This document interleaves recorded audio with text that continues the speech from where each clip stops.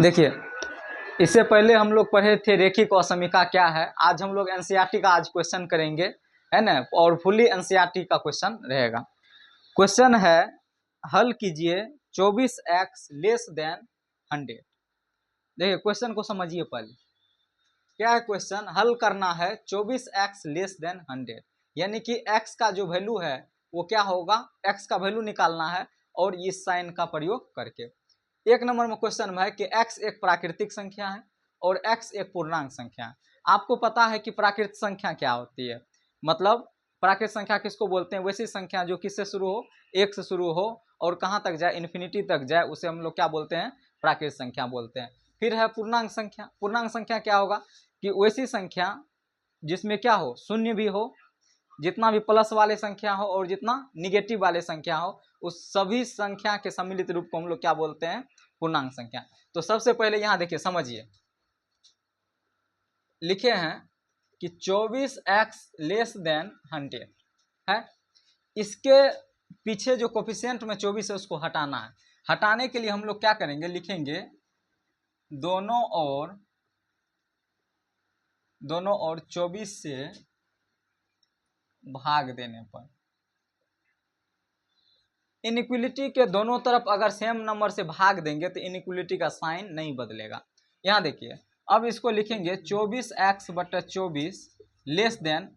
100/24 लिख सकते हैं इसको। अब यहाँ से देखिए, ये 24 से ये 24 कट गया और इसको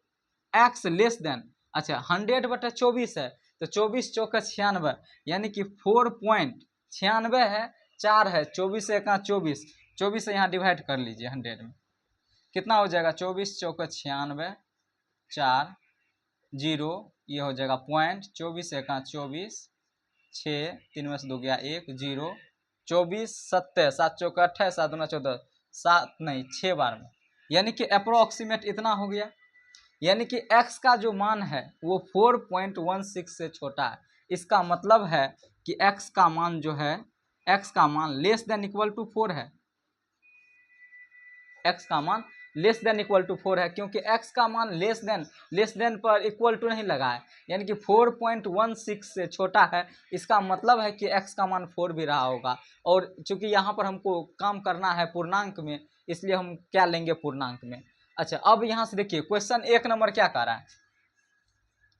क्वेश्चन 1 नंबर में कह रहा है कि x एक प्राकृतिक संख्या, यानी कि प्राकृतिक संख्या कहाँ शुरू होती है, 1 से शुरू होती है और इन्फिनिटी तक तो जाती है, लेकिन कंडीशन क्या कर रहा है कि जब हमको 4 या 4 से छोटा लेना है, तो पहला कंडीशन में x एक प्राकृतिक संख्या है, x एक प्राकृतिक संख्या है, तो x एक प्राकृतिक संख्या है तो x बिलोंग्स करेगा कहाँ से कहाँ तक, x बिलोंग्स करेगा 1 2 3 4, यानी कि x का मान क्या होगा, 1 2 3 4। फिर दूसरा नंबर में कह रहा है कि x एक पूर्णांक है, x एक पूर्णांक संख्या, x एक पूर्णांक संख्या है। आप एक चीज बताइए कि x एक पूर्णांक है तो क्या हो जाएगा, पूर्णांक में तो होता है प्लस भी होता है, माइनस भी होता है और जीरो भी होता है, लेकिन हमको लेना कहाँ तक है, 4 या 4 से छोटा, तो ये x बिलोंग्स करेगा 0 तो लेना है, 1 2 3 4 यहाँ तक लेना है, लेकिन इधर भी लेना, -1 -2 -3 डॉट डॉट कहाँ तक, माइनस इन्फिनिटी तक, कहाँ तक लेना है, माइनस इन्फिनिटी तक। तो x बिलोंग्स करेगा कहाँ से कहाँ तक, x में जो भी रियल नंबर है वो बिलोंग्स करेगा, 4 तो लेना है, 4 या 4 से छोटा, और कहाँ तक जाना है, माइनस इन्फिनिटी तक जाना है, जो कि एक क्या है, पूर्णांक संख्या। ये आपका आंसर हो गया, आप लिख लेंगे। देखिए दूसरा क्वेश्चन जो है, करा कि हल करना है 12x ग्रेटर देन 30। x एक प्राकृतिक संख्या है और x एक पूर्णांक संख्या है। सबसे पहले देखिए इसको सॉल्व जो करेंगे, क्या लिखेंगे, 12x ग्रेटर देन है 30 है। अब दोनों ओर किससे डिवाइड करेंगे, दोनों ओर 30 से भाग देने पर, दोनों ओर 30 से भाग देने पर, दोनों ओर जब 30 से भाग देंगे तो ये क्या हो जाएगा, 12x/12 ग्रेटर देन 30/12, यानी कि 12 से 12 कट गया, इसको भी काटेंगे, 6 दूना 12, 6 पंचा 30, यानी कि x ग्रेटर देन 5/2, यानी कि x ग्रेटर देन 2.5। अब यहाँ पर ग्रेटर देन है, यानी कि ग्रेटर देन इक्वल टू अभी नहीं है, 2.5 से बड़ा लेना है, यानी कि x का जो मान होगा वो x greater than equal to आप 3 भी लिख सकते हैं, क्योंकि 2.5 से बड़ा, लेकिन 3 या 3 से बड़ा लेंगे, क्योंकि यहाँ पर हमको करना क्या है, प्राकृतिक संख्या लेना है और पूर्णांक लेना है, और प्राकृतिक और पूर्णांक जो होता है वो भिन्न p/q के रूप में नहीं होता है, वो क्या होता है, सिर्फ पूर्णांक के रूप में होता है, इंटीजर के रूप में। तो अब यहाँ से देखिए 1 नंबर क्वेश्चन क्या कर रहा है, 1 नंबर में कह रहा है कि x एक प्राकृतिक संख्या है, x एक प्राकृतिक संख्या है, x एक प्राकृतिक संख्या है, तो x जो बिलोंग्स करेगा, x जो बिलोंग्स करेगा 3 या 3 से अधिक, यानी कि कितना, 3 तो लेना है, 4,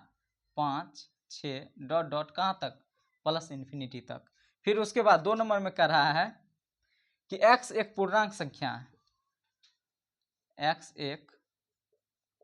पूर्णांक संख्या है, तो x एक अगर पूर्णांक संख्या है तो x जो है बिलोंग्स करेगा,